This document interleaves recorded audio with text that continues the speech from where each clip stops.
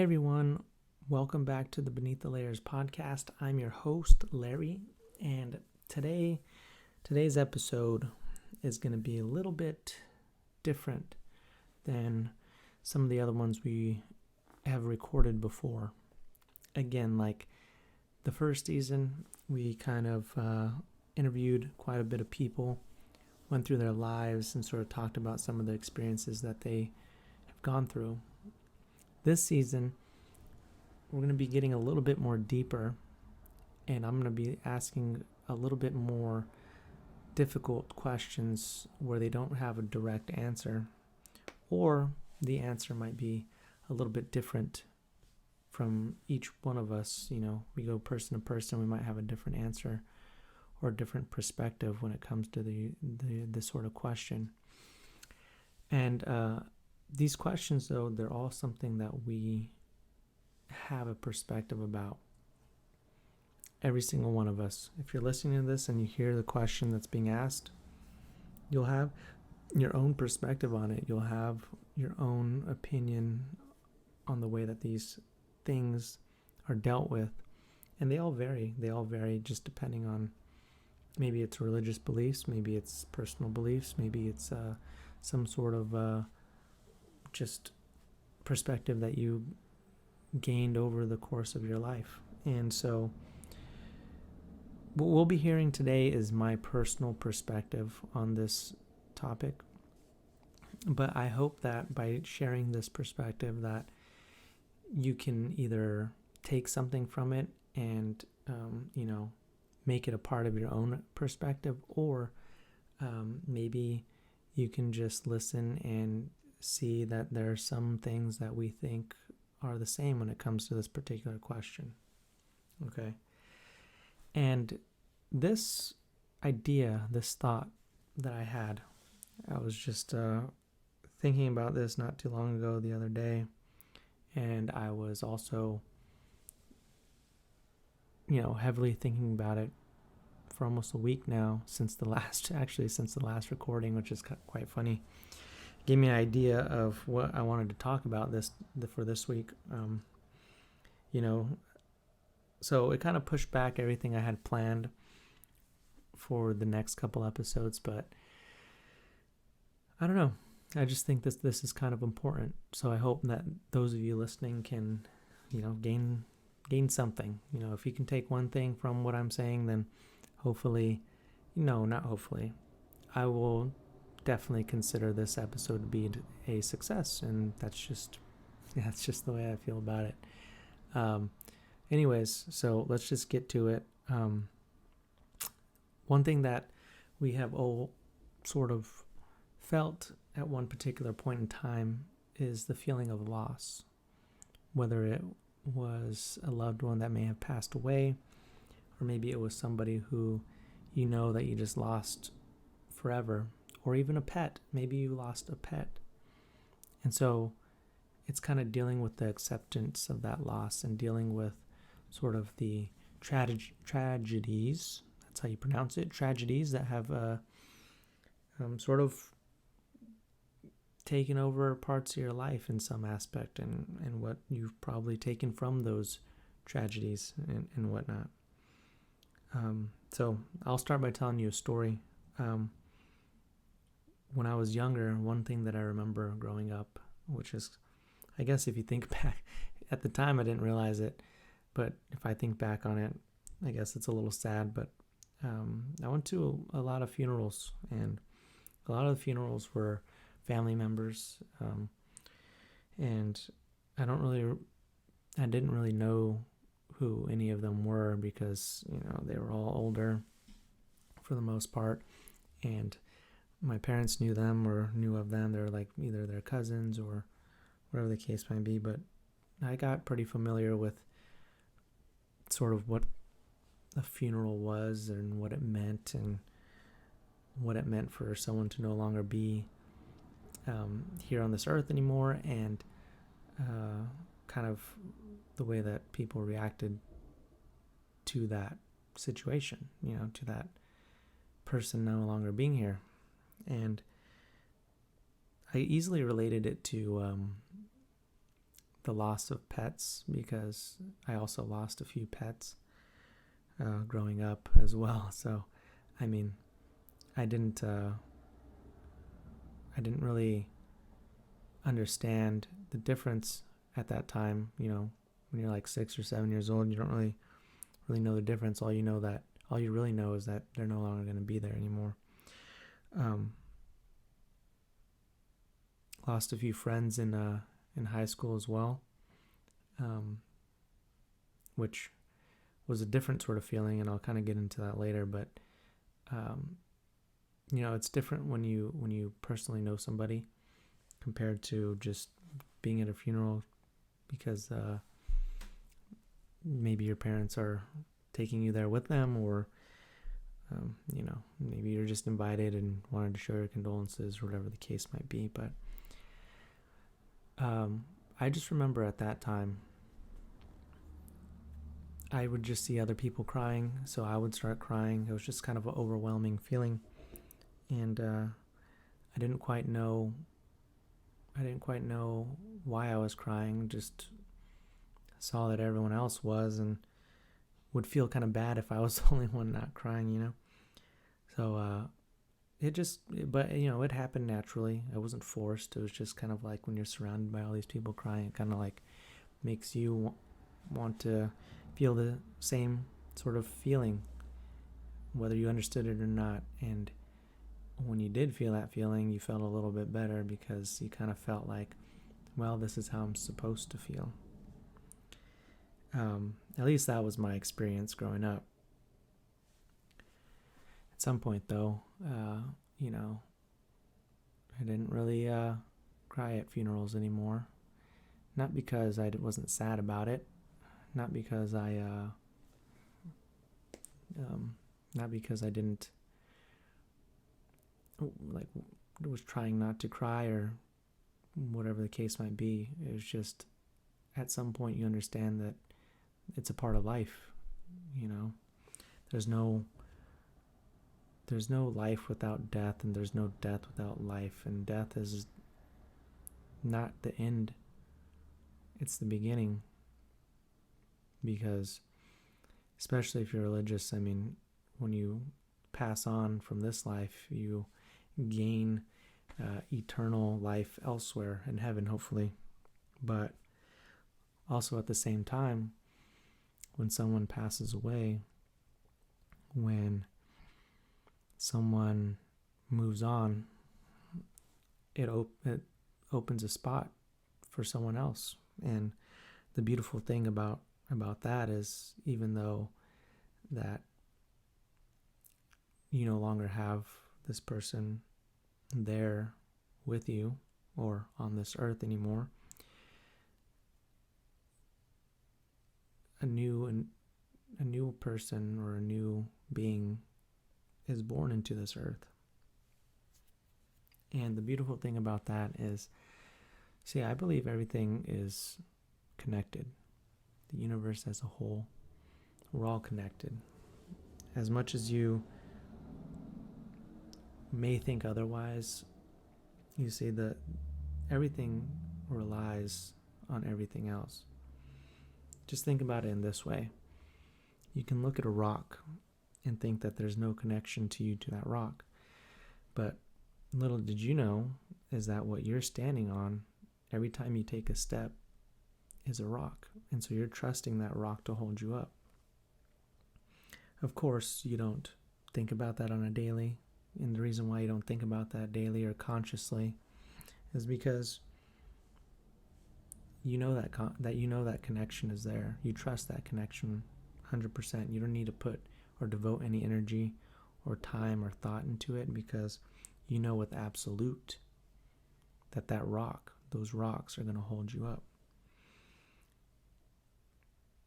You can think it's dirt. If you walk in a dirt path, you can think it's dirt, but what dirt is just tiny, tiny, tiny, tiny rocks all clustered together into one seemingly giant rock.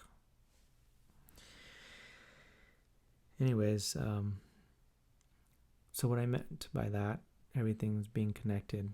When one individual passes on and another is born, the beautiful thing about that is that that being that is born gets to experience life for the first time. You ever watch a TV show and the first time you watch the TV show, it's like so amazing. And then when you go back and you rewatch it, it's good, it's great, but it's not the same as it was the first time you watched it. You see, because there's nothing like experiencing something for the first time. And so when a new being is born, when a child is born, they get to experience everything for the first time. Just like how you did when you were a child and you experienced life for the first time. It was a beautiful thing. You know, there was no anticipation, there was no worries, no thoughts about the future, no thoughts about the past. It was just you living in that moment, enjoying and connecting with all of life around you. And that, I think, is one of the most beautiful things in the world. And so one thing that you start to understand as you experience, you gain knowledge, and you start to understand and accept what death brings, you get a kind of joy. At least I do. Not in the sense of because that person has now moved on, but, you know, a lot of times when people do pass away or you lose somebody, there's some form of suffering involved, and, you know, it's a good feeling to know that they're no longer suffering, and at the same time, a new breath isn't renewed in this world, and life continues regardless of how crazy the world might seem and might get. And in a way, it's honorable when someone moves on to the next life.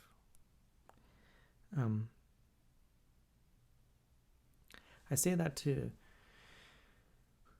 because one of the things that I feel like a lot of us hold on to a lot when it comes to this point in time, you know, is a little bit selfish in that you maintain this sadness or this feeling of sadness when a certain individual moves on, passes away. I say moves on because, again, it doesn't have to just be about death, but I feel like death is one of the easier analogies to understand in this perspective. But you see, the thing is, 2 years ago when my grandma passed away, the first thing that a lot of people tend to do is blame themselves for maybe not being there when they should have, or for maybe not doing something where they could have somehow prevented something from happening. But I knew this. I knew it. I knew that that's sort of the feeling that people get. And so when those feelings start to creep up, I just remember, like, for me, when my grandma was, passed away, the first thing that came up was like, why wasn't I there? Why didn't I, spend more time with her? So on and so forth. But, the thing is, who am I to think that I would have been able to stop that from happening? If it's an illness, what am I? Even if I was a doctor, who am I to think that I would have some godlike powers and would be able to take it away miraculously? That's the most that I could do for my grandma at that time is do the things that made her happy. And the things that made her happy was seeing us happy. In whatever form that may be. If that meant that we were out traveling, or if that meant that we were going to school, or maybe, creating something, or doing the things that we love, basically, then she was happy. She didn't really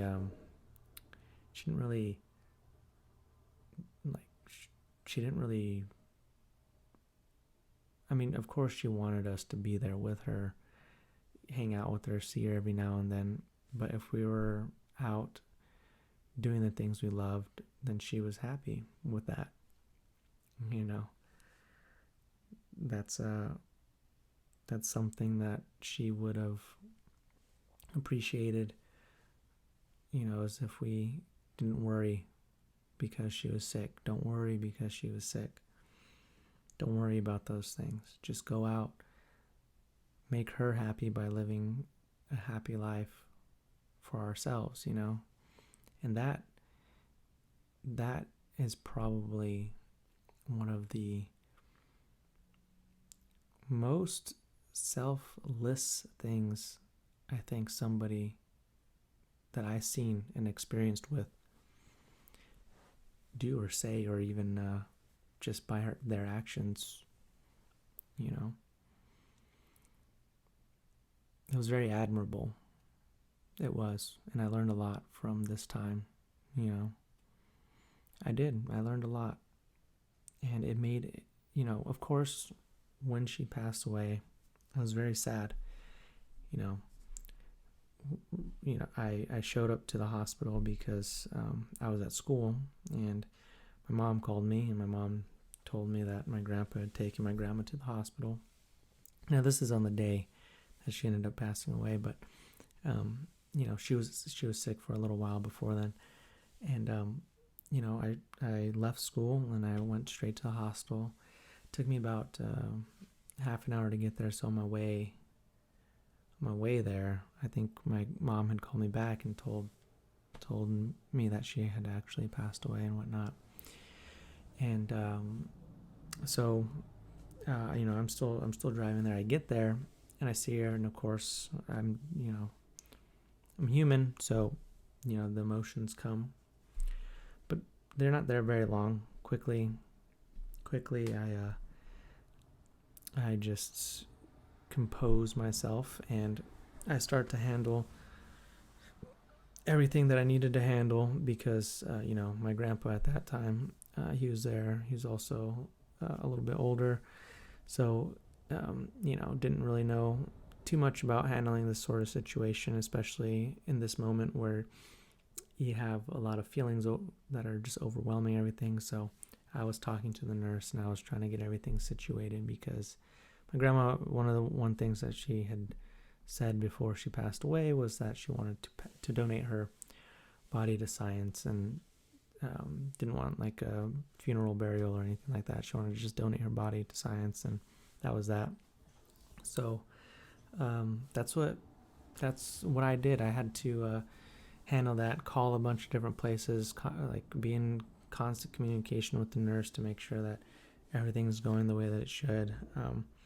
And then at the same time, I had to call the people, because my mom and my uncle, who live in Texas, wanted to come down and at least see her before they took her body away. So, I did a lot of things that I needed to do in that moment. So I had to be composed and everything. So the thing is, though, that was more of a distraction at that time. You kind of feel like when maybe you go home later, or you're there later in the day, once everything when the dust sort of settles, that you'll start to think more about it, and think about, what's the first thought? I'm never going to see them again, or I'm never going to, But when those thoughts came to me, I didn't really become sad. And a lot of the reason was because, I knew that she was suffering. I knew that she wasn't feeling good. And I knew that as much as she wanted to be here and see and witness all the great things that her children and her grandchildren were going to do, that, she also deserved to not suffer anymore. That's true.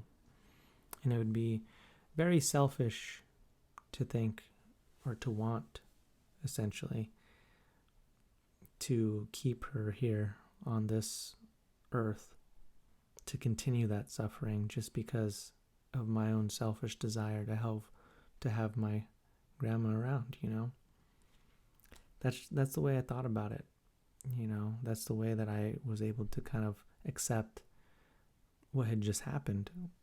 Was, I can be sad about this for 3 years, a year, whatever the case might be, however long it might have took.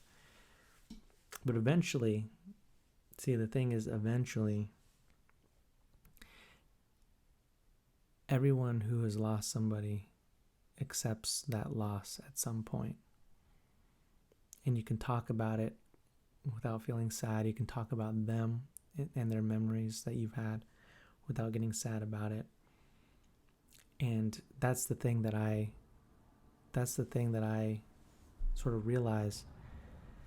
It's almost like society, or your family even, places a time frame on how long you should be sad before you can be like, okay, let's just move on, I guess. I don't know.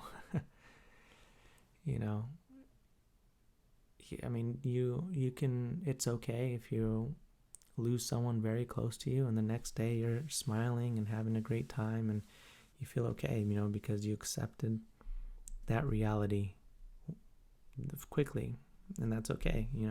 You can accept that reality as quickly as you need to. One thing that, it's never easy, but I feel like the thing that hurts the most is when it's sudden, maybe like a car accident or something, or just a very anomaly that might have happened where it took someone's life. And those, I feel like those are a lot harder to accept because, they happen so suddenly. So you didn't anticipate anything of that nature happening to someone close to you, or whatever the case might be.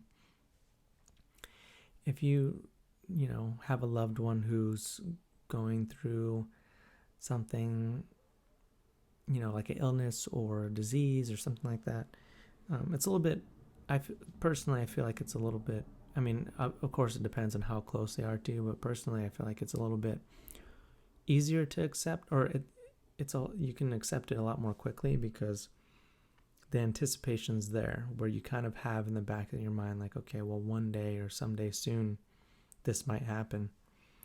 And I mean, I don't think that's something that you should not think about. Like, I'm sure you have, when you see someone who's sick or someone close to you who's ill, those thoughts automatically kind of just creep up to your mind, like, wow, like this can happen, or this may happen.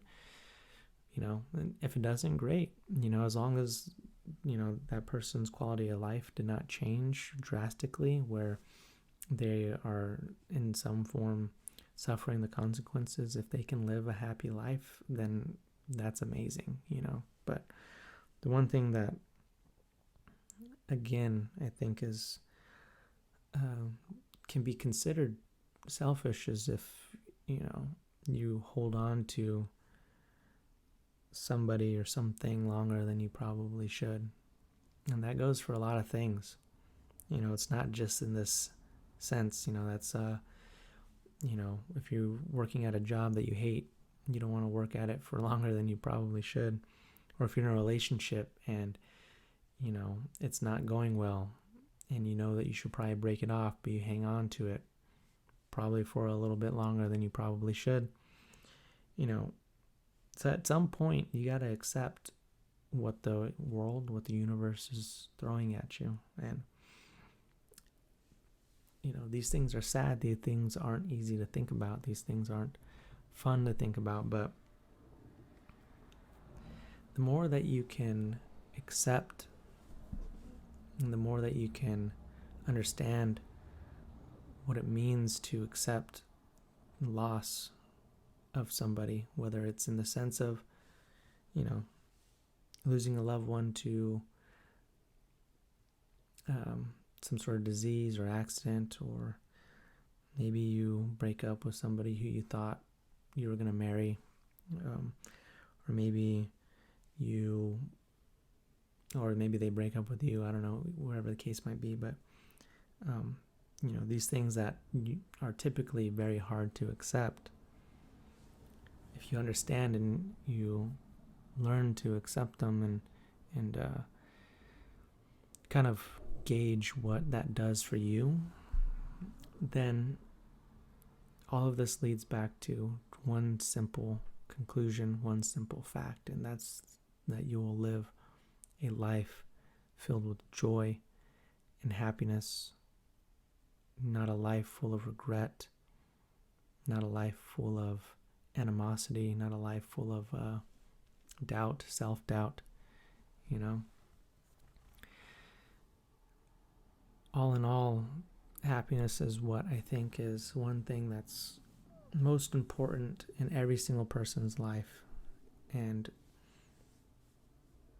the reason why I wanted to talk about this particular topic is because usually when you are saddened, when you are brought down by the loss of an individual, that affects your happiness, and it can affect your happiness over the course of years and years to come, because maybe you can't forgive yourself, maybe you regret not being there for someone, or maybe you regret some decisions you made. But one thing that us humans have a hard time doing is letting go of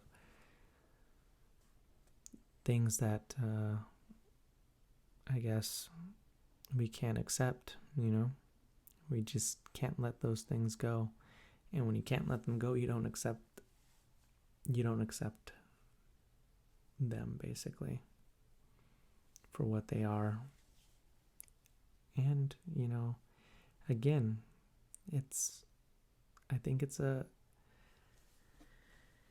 just human nature. Humans are selfish in nature, and so when you go against the grain, it's harder to make those decisions. Even if they're in our best interests, it's harder to make those decisions. And a lot of it has to do with change. And so that's another thing that I would love to get into, because change is something that a lot of people accept. It's a very common phrase where it's like, what is it? If it ain't broke, don't fix it, sort of thing. But you see, the thing with change, or no change, I should say, is that you sort of stay stagnant and you're not progressing. And the thing is, when you're not progressing, when a situation arrives and you don't know how to handle it, it can be drastic. The outcome could be drastic. And the thing about change is, if you're able to learn from your experience, if you're able to let go and learn from your experiences and understand what it means to live, what it means to have a happy life, what it means to allow others to have their own happy lives, then as a whole population, as a society, it'll be easier to accept one another for all the differences that we have. And that's definitely something that isn't it's a hot topic. It's a hot topic these days. It is. I don't remember ever in my life where I live it being so divided. Part of it could be, now that we're in the age of the internet, a lot of information, a lot of things are just so easily attainable. But that's something completely different.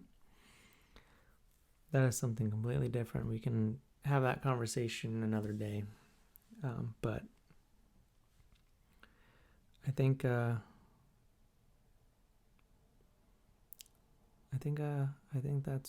what I wanted to share. I just wanted to share that, some thoughts that I've been having over the past week or so.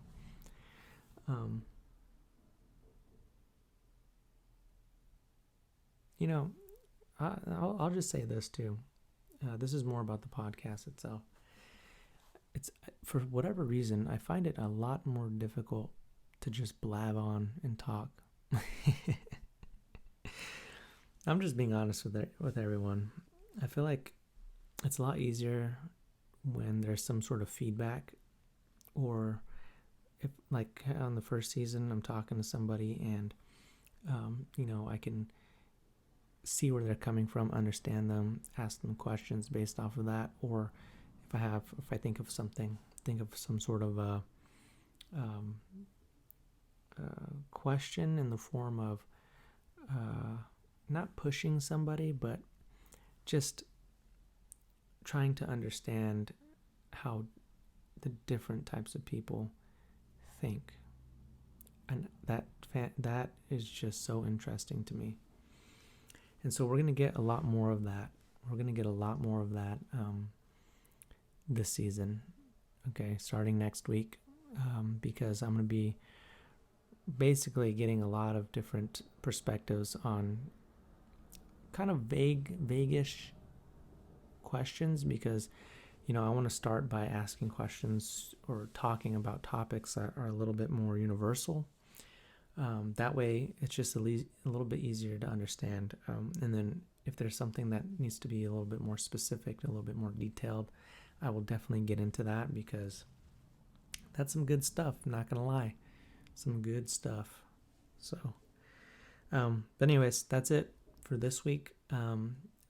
Another short episode, but don't worry, we'll get on to the longer ones when we start getting the perspectives from other people, because that's going to be really interesting. Hopefully you're able to just listen to this and take something from me just going on and on and on about the acceptance of loss and stuff like that. But thank you again, and we'll see you next week.